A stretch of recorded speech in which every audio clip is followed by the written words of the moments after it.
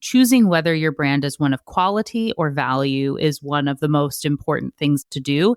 And I know you're hearing it, audience, and thinking, but I want both of those things. Those both sound good. And I bet I can live in the gray of this.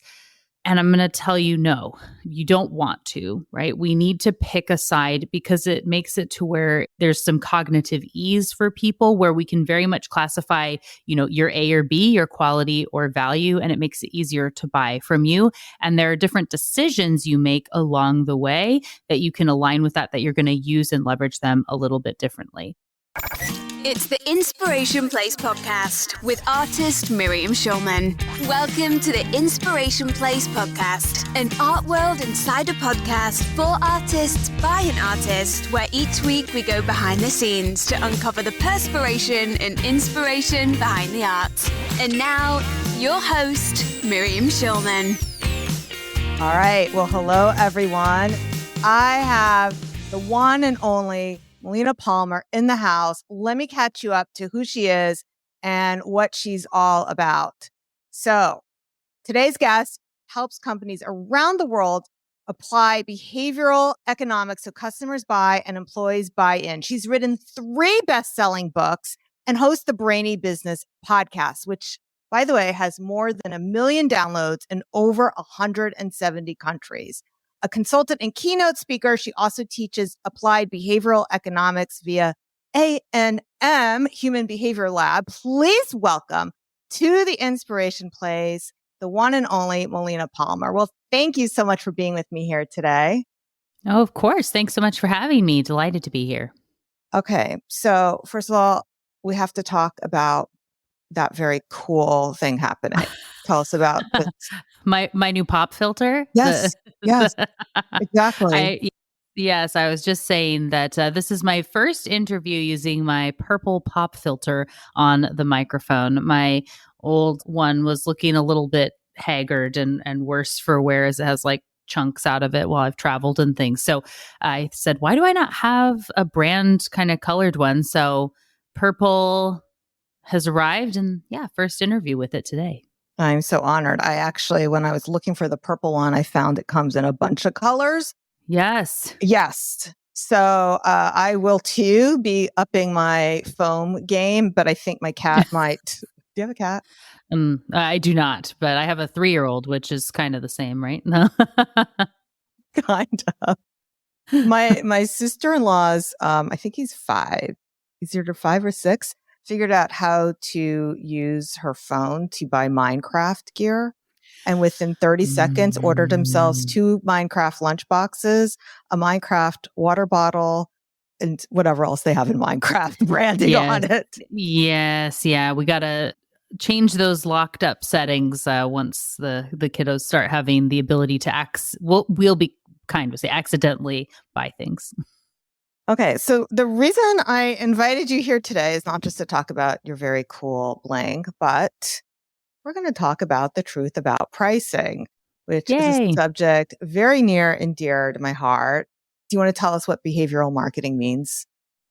Sure. Yeah. So I am an applied behavioral economist, and essentially behavioral economics is this intersection. I like to say that if traditional economics and psychology had a baby, we'd have behavioral economics. And essentially the reason that the field exists is because traditional economics assumes logical people making rational choices in everything that they do all of the time.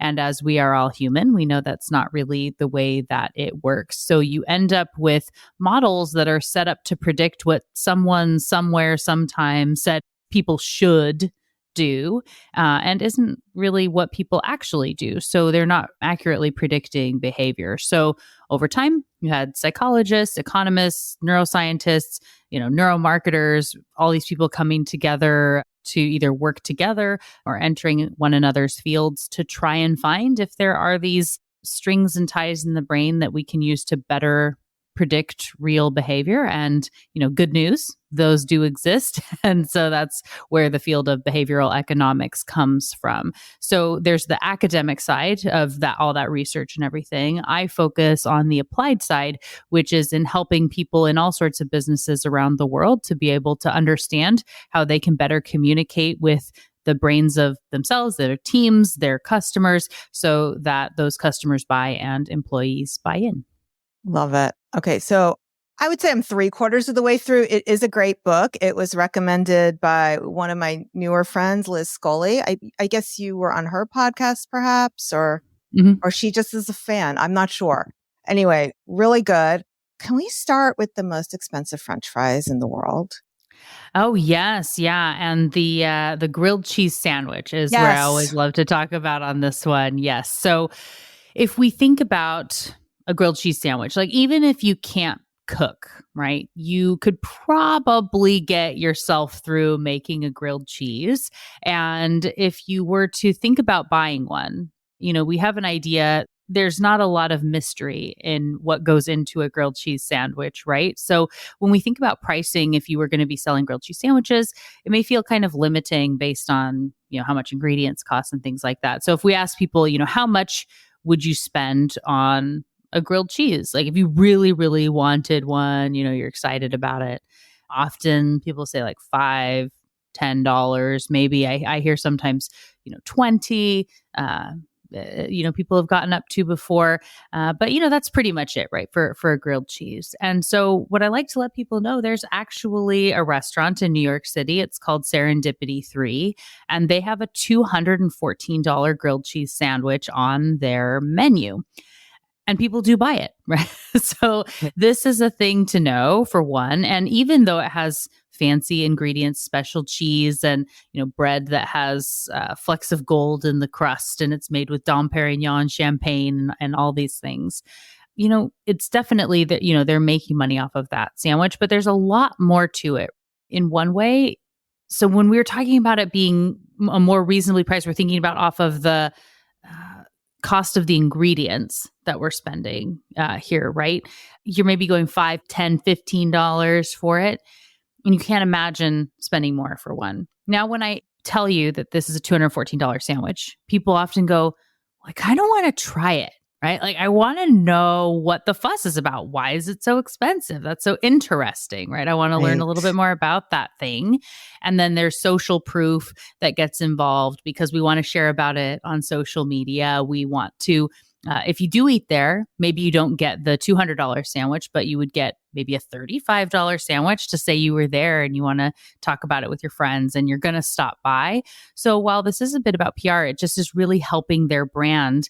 And as you mentioned, they don't just have an expensive grilled cheese. They also have $200 French fries, and they have a $1,000 vanilla sundae that's on their menu as well.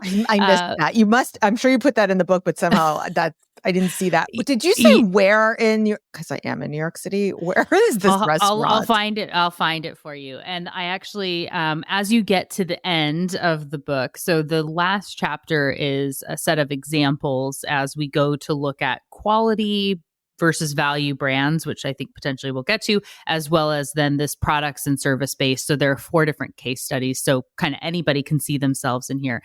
And I do a more thorough breakdown on Serendipity 3 that comes up at the end of the book and talking a little bit. So actually, Selena Gomez is now a part owner, I believe, that she's like come on board to Serendipity 3 now.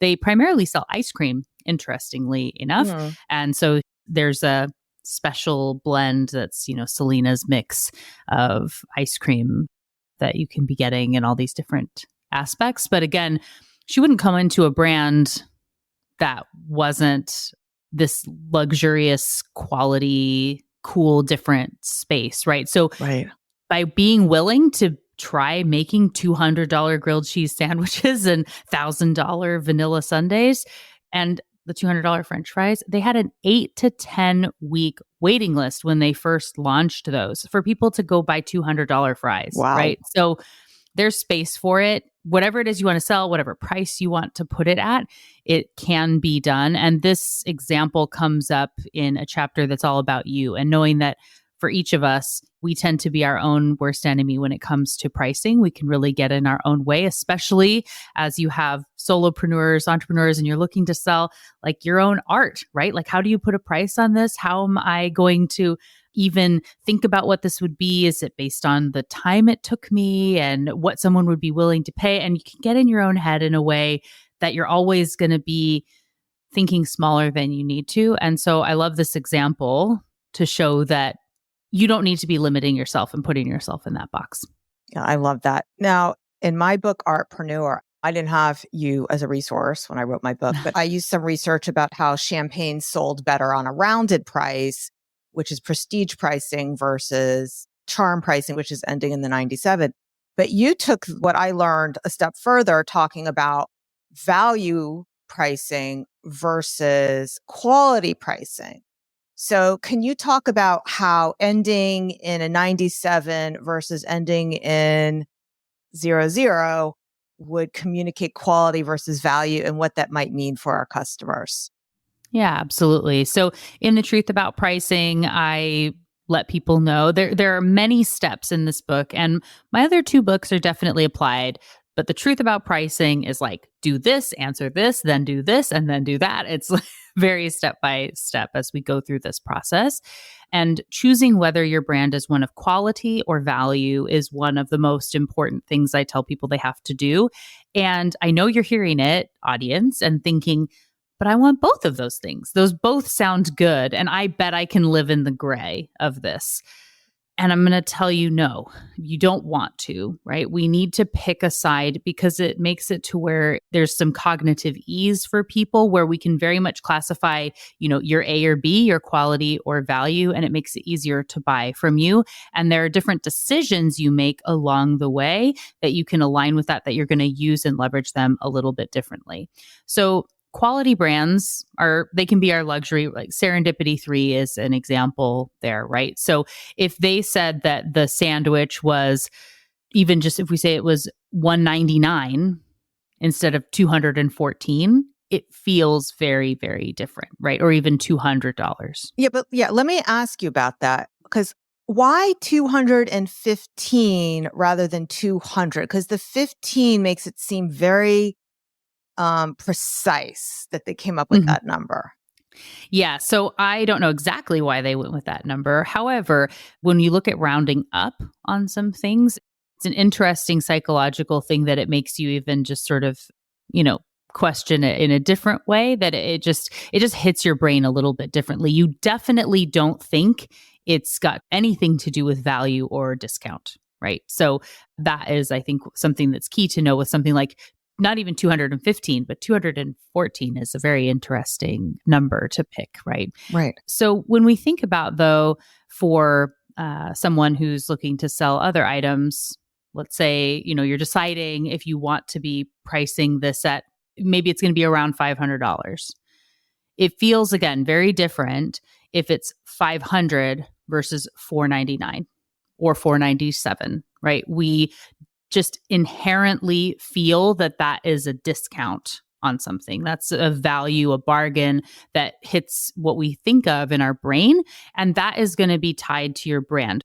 And you want to know if that's something you want or not. And if it isn't, then rounded pricing is something that I would recommend. So there's great companies that are on the value side of things, and you can still have high quality items. But if you're going to be leading with that value approach, you really want to own it. This is Costco. This is Walmart, right? They are value brands.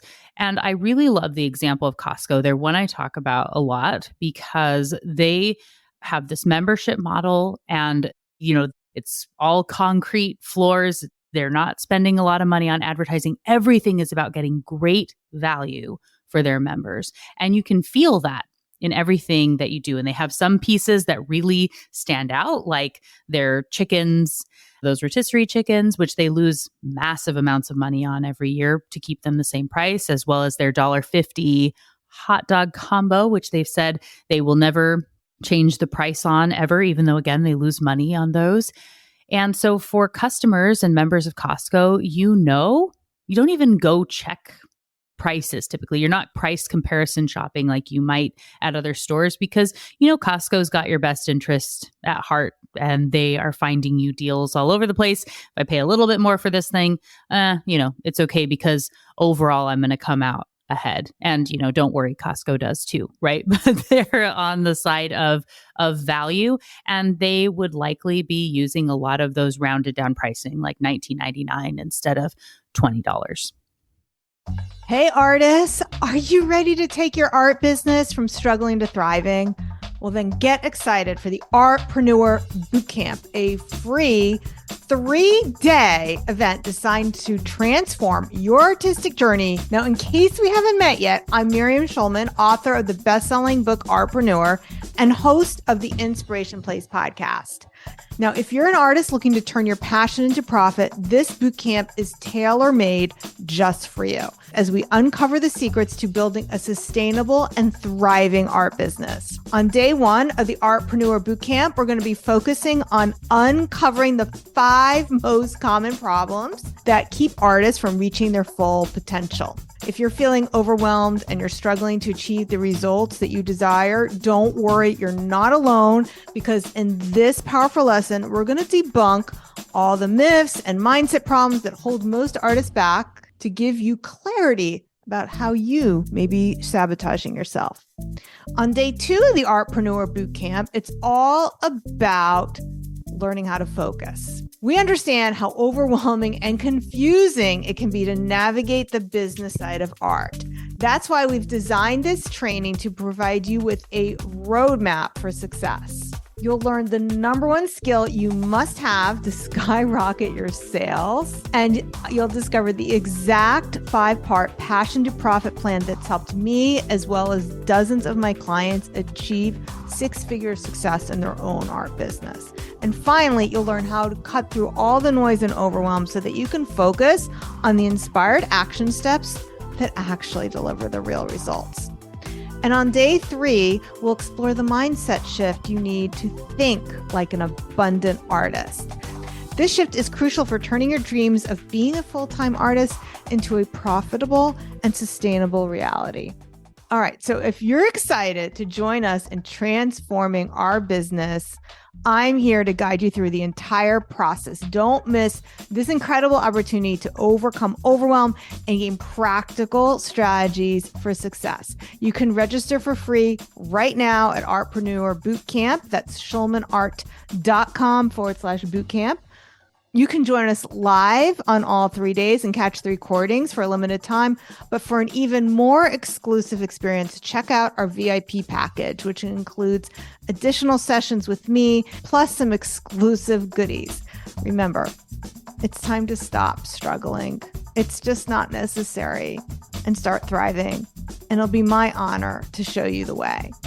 So if you're ready to join us, go to schulmanart.com/bootcamp.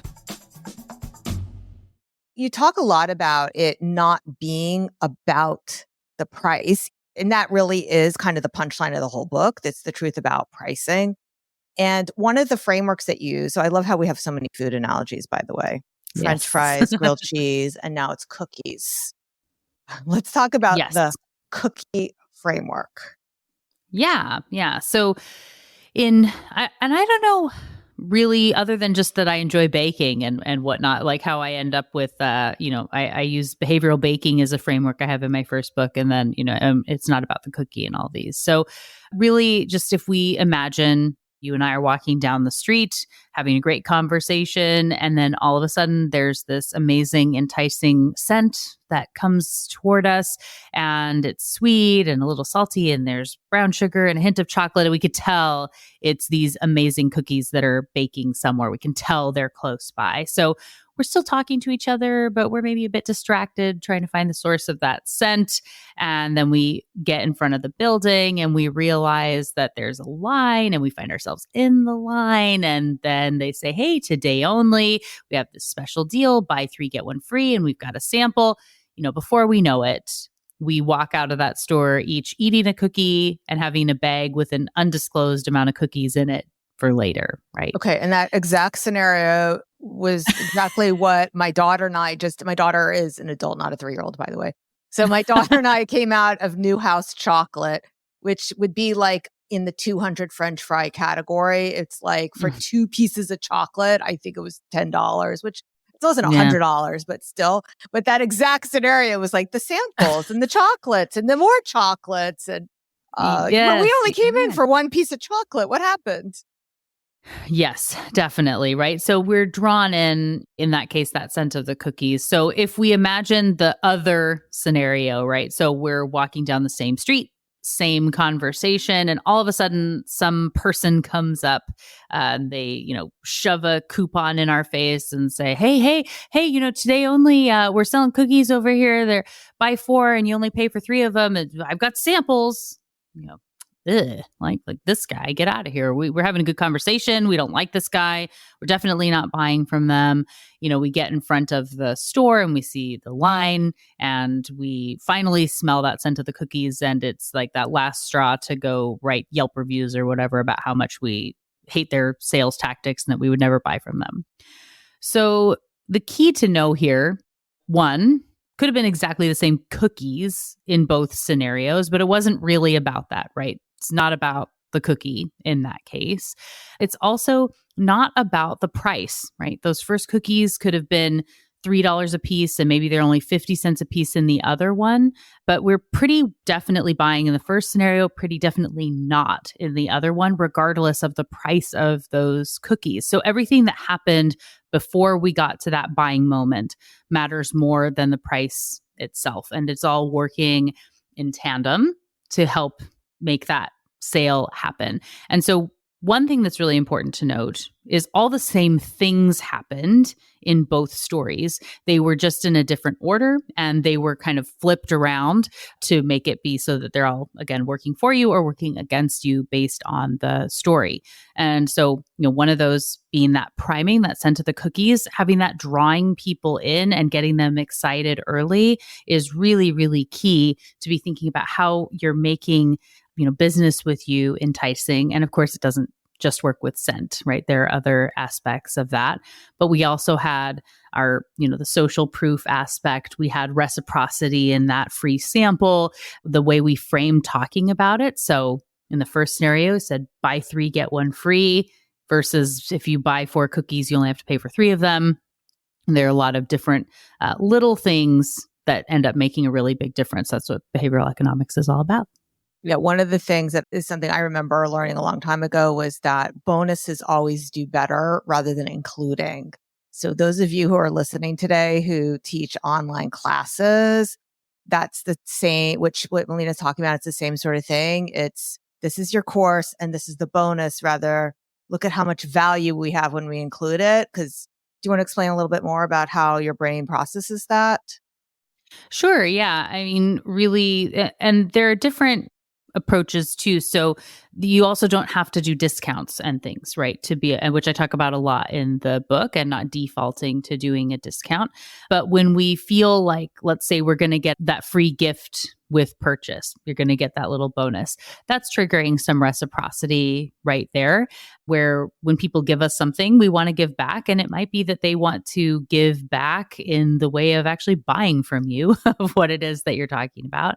We also can have maybe there's scarcity tied to that. There's loss aversion and that fear of missing out, to where it's, the most extreme examples of these, I kind of tell people, if you want to see this in the most literal way that these come around, is like to watch infomercials, right?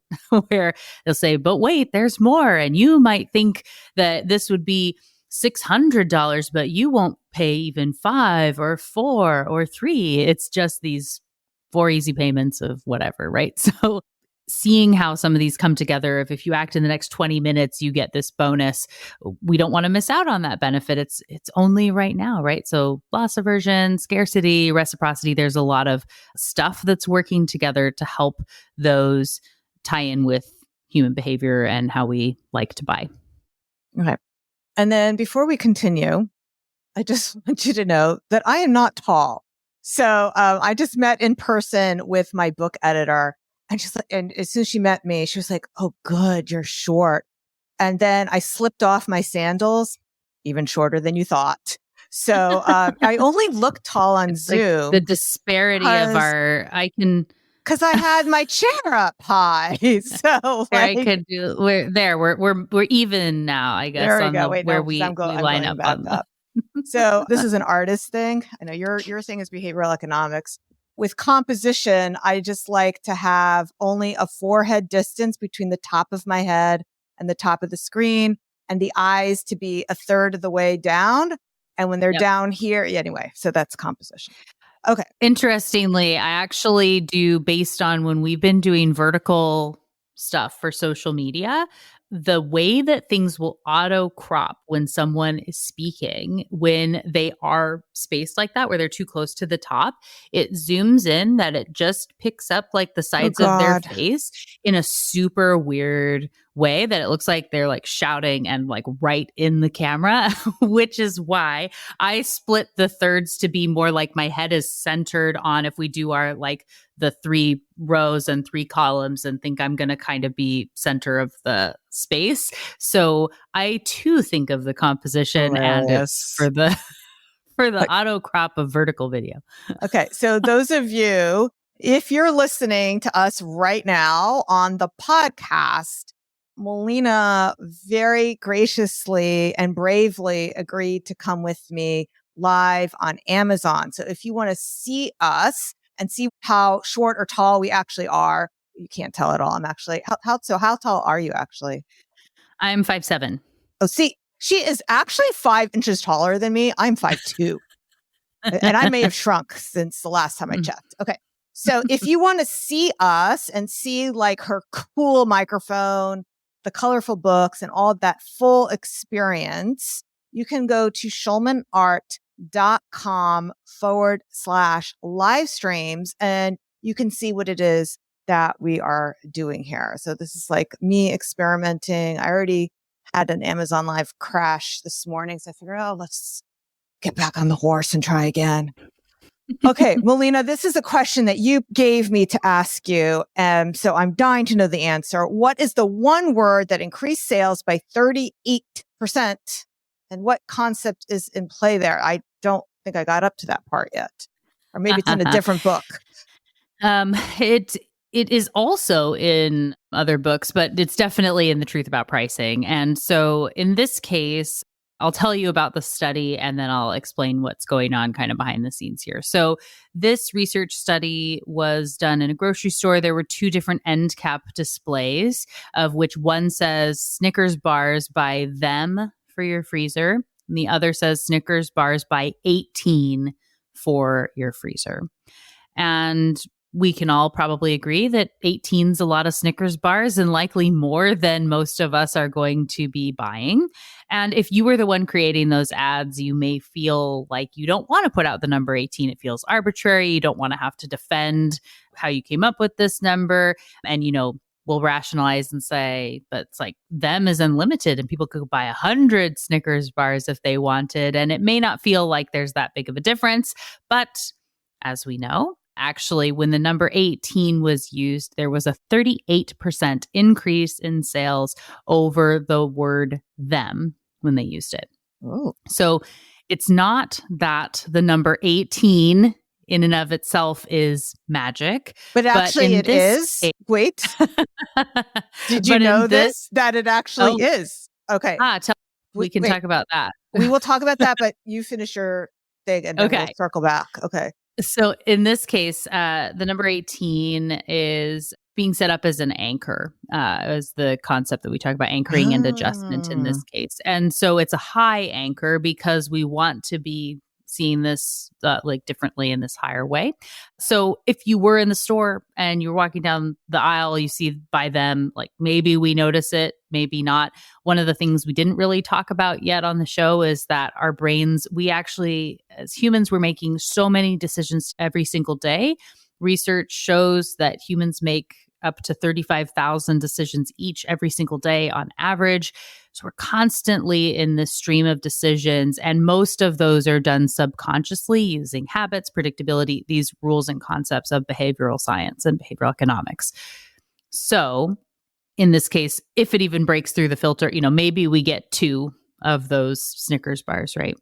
In the case of 18, it's pretty shocking. You might go, whoa, like what? have I been buying Snickers wrong? Like we're seeing this a little different. And maybe we would say, I'm way better than everybody else. I don't need 18. I'll just get 6. Right. So Right. coming down from 18 is different than moving up from them, which is actually more like a fancy word for 0 versus when we were kind of in that conscious planning place and we're saying it's unlimited and people get 100 or 1,000 Snickers. It's not, right? We want to be thinking about the context where people are going to actually be buying. So I mentioned a little bit when we talked about the scent of the cookies about how framing and how we say something matters more than what we say. There's a slightly different question frame behind these statements that is also happening here with the Snickers bar. So in the first case of them, we're saying, hey, do you want some Snickers? Would you like any? Is kind of the question behind that. When we have that number 18, there's more of this implied sale, like it's going to happen. Yes. You're asking, how many do you want to buy? It's a slightly different question, but because of how it hits the brain differently, it does impact and change behavior. So again, 18 isn't magic in this scenario. And I'm excited to hear more about that since I do say this all the time. But the concept of knowing what it is you want people to do and understanding how we anchor and use numbers. So I can give some examples too. When we think about often when people are going to sell things, the biggest mistake I see that people make is we end up inadvertently anchoring on a low number because maybe you start with small pieces and work your way up to the biggest thing. Right. So it's like, we've got these little $5 postcards and then there's this other thing. And then you could get this thing that's like $500. That's an option. And I also have this $5,000 piece if you want to get that. Like, whoa, that feels really, really expensive because we started at $5. And so maybe I'll just pick up a couple of those. I'm not even thinking about the $500 thing.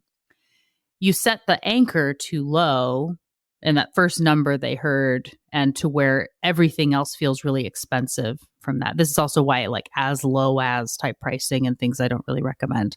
So if instead you were to say, oh, of course, we have custom art pieces that are $5,000 that are available for these types of spaces. We also have options that are, just $500 as an option if that's something that you're looking for. And there are trinkets and things as well. But, what feels like a fit for you if you want to move forward, right? $500 feels way more reasonable when we talked about the $5,000 thing first. Whereas if you started at $5,000 and then tried to go up to $500, it's a really hard jump for people to make. It's all the same stuff. You didn't have to change your price. You didn't have to change those offerings. Just how you talked about it, the order you presented it in made a huge difference in whether or not someone's going to buy that thing you want them to buy. Yeah. And those of you who have been on any of my master classes or boot camps, you'll notice that right before I present how much it costs to join the artist incubator, I will let people know, well, I invested in a mastermind that costs $25,000. And then I'll share that private coaching with me costs $18,000. So I work my way down so that when you are presented with the investment of the incubator, it's like, it doesn't feel like such a shock. Like you kind of priming, it's priming the right word here. It's priming you for something higher. Yeah. Anchoring's a form of priming. Yeah. Okay. All right. Okay. Let's talk about 18 being magical so we don't leave an open loop there. Okay. So in Hebrew, the number 18 actually means high. And the word high means luck. So a lot of Jewish people, and if you have any Jewish friends, when you got married, you might have noticed this. They may have given you a check for $180. And you're like, why is this $180? Or my older relatives, it was always an $18 check. It was like, come on, don't you know about inflation? Like put a zero at the end of that. So it'll be multiples of 18 sometimes, like it could be $360. And I'm 55 now, but last year when I was 54, I was like, I'm triple high. It's like 3 times 18. This is going to be an amazing year. So, so 18, it has like a mystical properties. It's kind of like in the Harry Potter world, how 7 was a magical number. Mm-hmm. So, yeah. So while we're on the topic of numbers, what do we end in? 7, 5. I mean, I know we talked about value versus quality, But is there Yes. something with 7s and 9s? So when it comes to that, so the first thing is to decide again if you're quality or value. And there's more to it. I explained it a lot in the book. So if you're not really sure, you can check it out. But if you're going to be on the quality side of things, those luxury pieces, if you know you're something people are buying as gifts and this space of investment and whatnot, rounded number, whole and like even pricing, the zeros, really just a good way to go for you as a rule of thumb. Don't round down. If you are on the value side and you're going to round down, you can choose if you like 9s, if you like 7s, 8s, whatever the thing is that you really like, or even a 5, if that's where you want to be, it speaks to you and for whatever reason, just go with that one. The research shows it doesn't really matter which one you go with, but you can just pick something and be consistent, and knowing whether or not you should round down or go with the whole number is up to you. Okay, I know we touched on a few of them, like as low as, but what are the top 5 wording mistakes you see businesses making? Yeah. So this is, and I know it's, so I have an episode. What's funny is this is episode 2 of the Brainy Business podcast, which now has 420 something episodes or Congratulations. whatnot. And so I not that.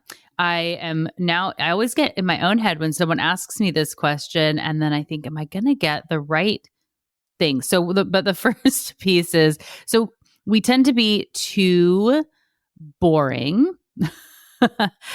We can be too literal, too much, too vague, or too confusing. Those are kind of 5 big things that people get wrong. So with too literal, this is actually a framing example. And I talk about a nail salon that was in my area where I moved and needed to go to a place to get my nails done. People were recommending, but just didn't quite feel right. And they had a sign, I realized after a while, they had a sign outside that said they were voted best in the South Sound, our area, in 2008, 2009, 2010, I believe. And this was in 2017, 2018. And you go, so what happened, right? Or what won the best one this year?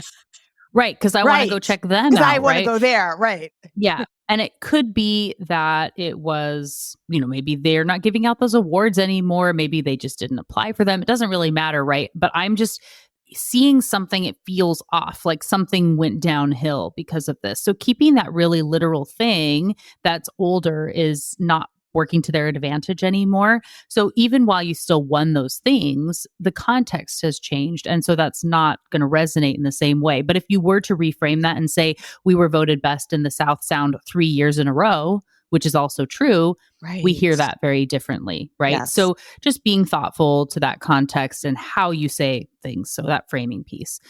Being too boring, I give a fun example of grapes. And I would say, grapes are one of the ultimate commodities of where don't really care where they come from and what farm or anything, until there was a brand that came out which started cotton candy grapes, and they have bright pink on them. They're extra sweet grapes that they don't add extra sugar. They just did all these different versions of hybrid to create these really sweet grapes. But again, knowing if they called them extra sweet grapes or, sugar blasted grapes or like something vanilla grapes, like it doesn't feel the same as cotton candy, right? I'm intrigued. They have pink packaging in the fruit section. I want to go check those out and see what they're like. And they only come out a certain time of year for like a week, and then they sell out. Their actual websites of cottoncandygrapewatch.com, like every year when those are going to be released, turning something boring into something exciting. And instead of being like $1.99 a pound, the cotton candy grapes are always $6.99, $7.99, $9.99 a pound, right next to the other grapes. So people want to buy those because it's interesting. Too much being, if you're asking yourself, am I saying too many words here? Which, I could be asking myself as I'm on this diatribe of answering the question, but the answer is typically yes, right? We usually teach what we need to hear. Yep. But when you can condense the language, when you can make it simpler, it is going to resonate more. Similarly, don't be too vague to where we don't know what it is that you're saying to us. And if it's too confusing, that so often there's not a clear call to action for someone like on a website, right? Are they supposed to click the button? Are they supposed to book a call? Are they going to buy now? What you want them to do isn't very clear, and in email communication and everything else. So those are those top 5 mistakes. Okay, beautiful. All right. Well, thank you so much for being with me here today. Before we wrap up, we just want to do a quick roundup of your other books. So is what you just talked about in What Your Customer Wants, is that your first book? It is, yes. Yeah, What Your Customer Wants and Can't Tell You is the first book. And would that be that you're too boring? You talk too much? Yeah, that is in there. Yes. You're confusing. Yes, that is a piece of what's in that book. That is really looking at, if you think about brand experience, and there's actually a chapter in that book that's called The Truth About Pricing. So it talks about pricing a little bit, but it's really about, there are 16 key concepts from behavioral economics that I think everyone in business should know. They each have a dedicated chapter. Like there's one on framing, there's one on anchoring, one on priming, one on surprise and delight. Just as you go through those to really understand them on their own. And then part 3 of that book starts looking at how you can be weaving those together in different ways as you would look to use and apply them. And then the second book is What Your Employees Need and Can't Tell You, which is more looking at understanding change and in management and getting people to buy in on ideas when it isn't really about like buying a product or service, but leading teams and organizations. Okay. Well, those are definitely both going to be on my list. All right, Melina, do you have any last words for our listeners before we call this podcast complete? Well, often people ask if I was going to tell people anything, the one little piece of advice. And so I end every episode of The Brainy Business with be thoughtful. So I think in just understanding and asking, like, why did I click on this thing? Why did I think that was interesting? Asking more questions, getting to be a little bit curious about what's out there, as well as being generous and thoughtful with others. It, works on multiple levels. So yeah, that's the key takeaway for being able to think about business and understanding our brains.